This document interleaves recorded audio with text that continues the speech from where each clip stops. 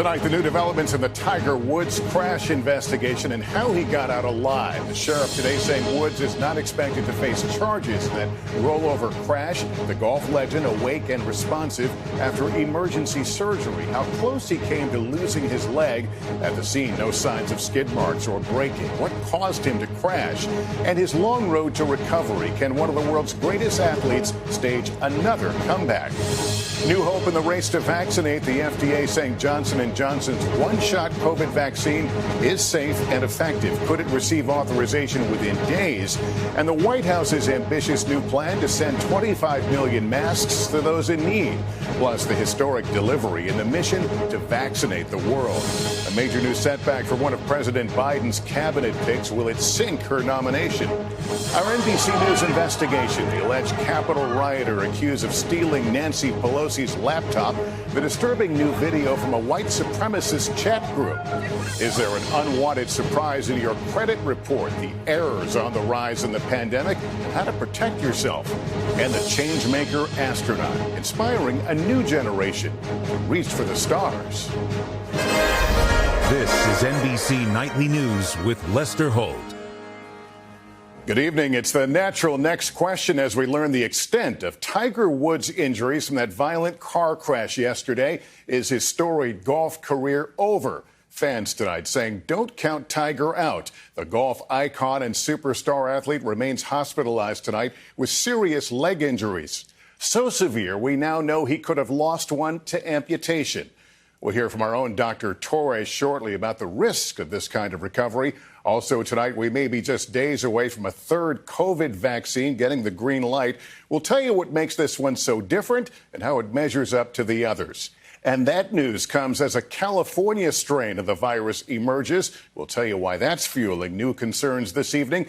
But let's begin with Miguel Almaguer and the latest on the Tiger Woods crash. Just look at that vehicle and literally broke apart there. Just miles from where Tiger Woods rolled his SUV multiple times and where first responders pulled him through his windshield, the 45-year-old golfing legend is alert and responsive at Harbor UCLA Medical Center. Before undergoing emergency surgery, Woods could have lost his right leg, crushed in the crash. When he came out of the vehicle on a stretcher, I was able to notice that he was injured pretty severely. Suffering significant orthopedic injuries, Woods had open fractures affecting the tibia and fibula bones, which were stabilized by inserting a rod into his leg. Injuries to the foot and ankle were also stabilized with screws and pins. Airbags stained with blood and a seat belt likely saved his life. I will say that it's very fortunate that Mr. Woods was able to come out of this alive. Deputy Carlos Gonzalez found Woods trapped but conscious in his car. Showing no signs of impairment, firefighters used an axe to extract him. I heard a big boom. Authorities say Woods may have been traveling faster than the speed limit when he crossed the center divide and plowed into an embankment. No skid marks, no braking. So apparently the first contact was with the center median. The road where Tiger Woods lost control is steep and windy. It's not uncommon for drivers, especially those going downhill, to exceed the speed limit. Headed to a golf course outside Los Angeles for another day of filming with celebrities, news of the serious accident spread quickly. Fellow athletes, former presidents, and friends learning the news. After previous incidents of trouble behind the wheel, including a guilty plea for reckless driving, Woods won the Masters in 2019. The return to glory. He was eyeing yet another comeback after his fifth back surgery in January. Tonight, Tiger Woods is lucky to be alive, an accident that spared his life but could still end his storied career. Miguel joining us now from the hospital. Miguel, what's the latest on Tiger's condition and the investigation? Lester, Woods is still listed in serious but stable condition. As for the investigation, investigators are looking to pull that black box from the car. It could tell them how fast Tiger was going and if he drifted out of his lane, perhaps wasn't paying attention. Lester? All right, Miguel Almaguer in California tonight. Let me bring in now Dr. John Torres. John, tell us more about the seriousness of these kinds of injuries and what Tiger Woods faces potentially. Lester, each one of these injuries to his right leg is serious, but when you combine all of them together, even more so. So he's got a long road ahead of him. And right now, the doctors are looking at making sure that he can walk. He can do those things he wants to do during the day, like play with his kids. That's the best case scenario at this point. Even beyond that, though, is trying to get him back to competitive golf. That is a bit of a stretch, but this is Tiger Woods we're talking about, and he's surprised us in the past. All right, John, thanks. And Mike Tirico of NBC Sports is following this. Tiger Woods is no stranger to comebacks, but to Dr. John's point, this isn't going to be easy, will it? No doubt, Lester. He's already come back from significant leg injuries. This is a far different story because of the complexity Dr. John just outlined. On top of that, Tiger Woods just a couple of months ago had his 5th procedure on his back. Add the age as well. He is 45. Wouldn't be playing golf again until 46 or 47. That's not the time when most golfers play their best golf. But as Dr. John alluded to, if anyone can, Tiger would be the one who could. A lot of people rooting for him. Mike, thank you. The country, as I said at the top of the newscast, is close to having a 3rd COVID vaccine authorized by the FDA, which would mean millions more doses. So far, more than 44 million Americans have received at least 1 dose. About 55,000 are hospitalized. With more, here's Tom Costello. The data released today by Johnson & Johnson suggests its vaccine would provide serious new firepower in the war against COVID. The vaccine, it says, was 72% effective in the United States at preventing COVID, far better than the yearly flu vaccine. While Pfizer and Moderna's vaccines are 95% effective, J&J's candidate was also 82% effective against the dangerous South African strain and 100% effective at preventing COVID-related hospitalizations and deaths. A single dose that can be stored in a normal refrigerator. Already, FDA staff have endorsed the vaccine. Now an outside advisory panel will decide whether to approve Emergency Use Authorization, or EUA. If the EUA is granted, we will waste no time getting this life-saving vaccine into the arms of Americans. J&J says it's prepared to ship 4 million doses immediately, 20 million by the end of March. Dr. Dan Baruch led much of the vaccine research at Beth Israel Deaconess Medical Center. All of these vaccines are highly safe and highly effective, and people should get the first vaccine they're offered. J&J says it has no reports of allergic reactions. Already, Pfizer and Moderna say they're on track to administer 3 million daily doses by April. Adding the Johnson vaccine would ramp that up even further. Tonight, more mass vaccination sites are opening up in Texas, Georgia, Massachusetts, and New York, just as researchers in San Francisco report finding a more contagious homegrown strain of the virus, more resistant to COVID antibodies. Now, Moderna says it's sending the NIH a new version of its vaccine and a booster, which could protect against the South African variant. And tonight, the Biden administration says it is shipping more than 25 million cloth masks to people in low-income areas who struggle to buy protective gear. Lester? All right, Tom, thanks. And tomorrow we'll have my interview with the CEO of Pfizer about its vaccine, including protection against the new variants. This was a milestone day in the ambitious effort to get 2 billion doses of vaccine to the developing world. Here's Cynthia McFadden with that. It's been called the largest logistical undertaking in history. And in the wee hours of this morning, it finally began. Today we are in Ghana, and this is really a historic moment. As 600,000 doses of the AstraZeneca vaccine arrived in the African nation. The first vaccine to be delivered is part of a massive effort led by the World Health Organization and UNICEF called Covax to send at least 2 billion doses of vaccine to the world's poorest nations. If one country is left unvaccinated, this disease will bounce back and forth. The vaccine was shipped directly from the largest vaccine manufacturer in the world in India. In each of the COVAX countries, healthcare workers will be the first to be inoculated. Hundreds of thousands of syringes also arrived in Ghana, shipped from a massive UNICEF warehouse in Dubai. Meanwhile, overnight, 100,000 syringes arrived in the Maldives, which will soon get their vaccine allotment. Certainly a down payment on hope. But consider this. So far, about 200 million vaccines have been administered, but nearly half of those to only 2 countries, China and the U.S. That leaves more than 100 countries that haven't administered a single dose. Lester? Cynthia McFadden tonight. Thank you.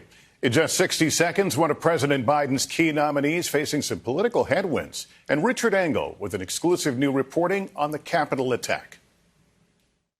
President Biden's nominee for a key cabinet role is in jeopardy. Tonight, our Kristen Welker is at the White House. Kristen, what's the latest?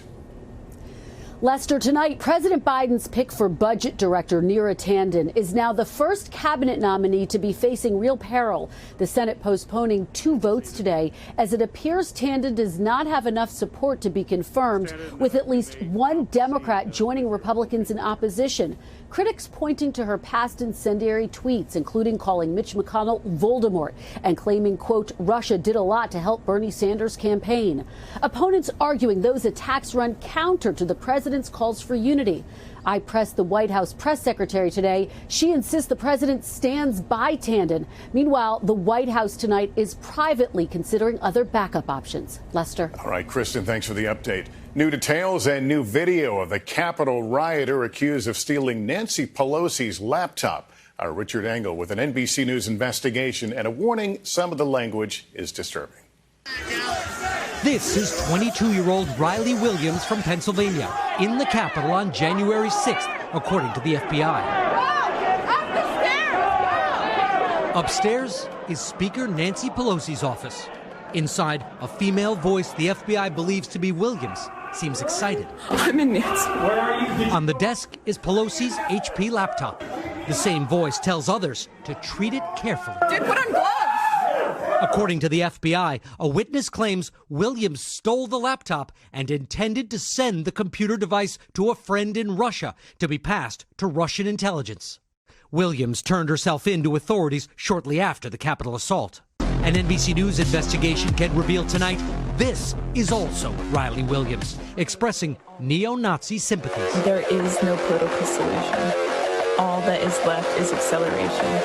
Hail Hitler. NBC News, along with the investigative group Bellingcat, verified the masked video found on an encrypted white supremacist chat group. Williams' social media accounts, now deleted, were also full of support for white nationalism.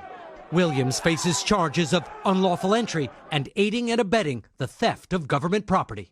Williams' lawyer told us tonight the video was meant as an internet joke intended to mock Nazis, but he wouldn't confirm or deny his client was in it. Lester? All right, Richard Engel, thanks. Let's turn our attention back now to Texas, where millions have spent a week without water after that historic winter blast. Morgan Chesky is there. Tonight, Texans caught somewhere between relief and reality. I'm looking for groceries, for water. We're not able to take showers. We just want to get back to normal. In Dallas, families forced to use a fire hydrant for fresh water. 3 million people still without reliable water. Countless others waiting for repairs. The problem's so bad, leaders are urging out-of-state plumbers to help by waiving restrictions. We are swamped right now. Maria Ramirez doing all she can for her 3 kids after her apartment flooded. The kid's father punching through a wall to shut the water off. The latest struggle? Finding groceries, with some stores struggling to restock. Can you even describe what the past week's been like?